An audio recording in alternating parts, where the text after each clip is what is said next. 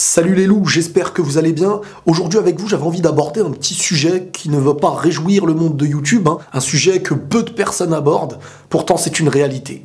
Une triste réalité, c'est vrai, mais une réalité. La mort.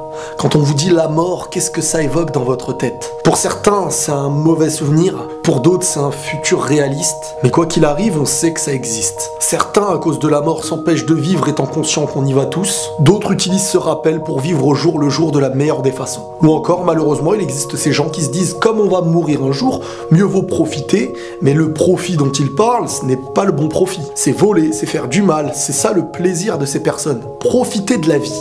Mais de quelle manière on doit profiter? Parce que ma manière à moi de profiter est très rarement celle de l'autre, et la sienne n'est pas la mienne. Il y a des gens, par exemple, qui viennent me voir en me disant « Mais Riles, tu profites pas assez de la vie ». Et moi, je leur réponds « Franchement, les gars, quand je vois comment vous profitez, je suis bien heureux de profiter de ma manière ».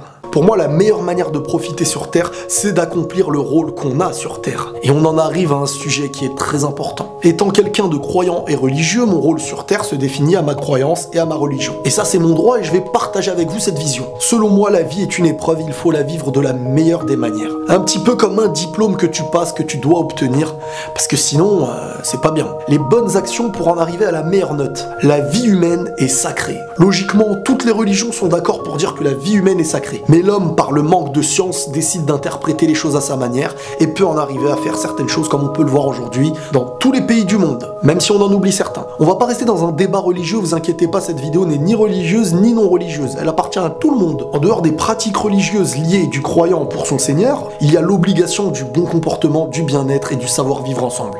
Oui, le savoir-vivre ensemble, je sais que les gens ils ont du mal avec ça, ils veulent accuser la religion du manque de savoir-vivre ensemble. Moi j'accuserais l'homme du manque de compréhension de la religion qui te demande de savoir vivre ensemble. Mais je remettrai jamais la faute sur l'entreprise, mais plutôt sur l'employé qui salit l'entreprise. Bref, c'est pas le sujet.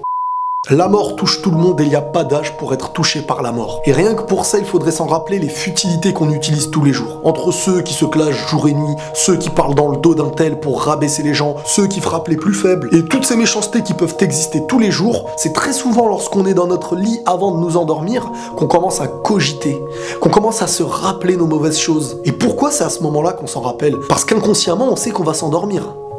Est-ce qu'on sait qu'on va se réveiller? Ça, on sait pas. On ouvre cette porte sans savoir si de l'intérieur on pourra en ressortir. Et c'est comme ça dans la vie qu'à mes yeux, faudrait se rappeler et savoir utiliser la mort. Pour savoir qu'il existe tellement de futilités qu'on utilise un petit peu tous les jours. Et quelque part, quoi de mieux que d'aller s'endormir avec le cœur léger, en ayant pardonné. Et peu importe les gens qui te veulent du bien ou du mal, on partira tous un jour. Et la mort met tout le monde d'accord, malheureusement. Ça peut être un membre de ta famille, un ami ou un ennemi, s'en rappeler pour pouvoir mieux l'utiliser, mieux vivre sur Terre et oublier certaines futilités. C'est pour ça que mon objectif sur Terre aujourd'hui, c'est de vivre mon rôle du mieux que je peux. De me dire peut-être que le jour avant de mourir, je regretterai pas ma vie. Que parfois c'est même le plus petit détail qui pourrait te faire gagner. Comme par exemple ramasser un déchet et le jeter à la poubelle. Ça paraît nul comme ça, c'est vrai, ça paraît nul. Mais si tout le monde sur Terre agissait comme ça, si tout le monde sur Terre rajoutait une bonne action par jour, si tout le monde sur Terre aidait les gens, si tout le monde sur Terre avait une pensée pour l'autre, si les morts innocents qui existent tous les jours dans le monde pouvaient nous rappeler un petit peu nos bienfaits aussi, on en arriverait à être reconnaissant de notre vie,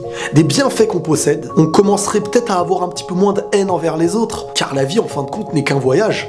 On est tous dans le même wagon et on sortira tous à une destination différente.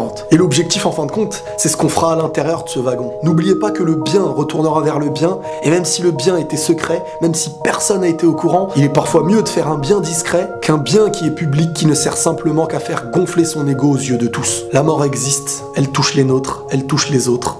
On est tous humains. Et si t'as perdu quelqu'un parmi tes proches, prends soin de toi, dis-toi que la vie n'est pas terminée, continue ton bout de chemin de la meilleure manière que tu pourrais faire, ne regrettons pas le passé à cause de futilités qui parfois nous font regretter éternellement. Tout simplement l'objectif dans le sourire, dans la paix, dans la joie, dans l'humour, dans les jeux, dans ce que vous voulez, mais l'avancée devra être toujours meilleure sur le lendemain. Si on en arrive à être un tout petit peu meilleur demain, on ne peut que réussir sur Terre, être heureux, avoir le cœur léger et en rejeter tout ce qui est dépression. Car très souvent, malheureusement, la tristesse et la dépression touchent beaucoup plus celui qui ne connaît plus son rôle sur Terre, qui ne sait plus qui il est, de quelle personnalité il est. Et c'est malheureusement des gens qui, en fin de compte, ont un bon cœur, qui se questionnent, mais qui se font influencer par beaucoup de personnes qui agissent mal. Soyez en paix, soyez vous-même, ne pensez pas que l'autre est meilleur. Moi, je suis pas meilleur. Prenez tous soin de vous et la paix sur vous.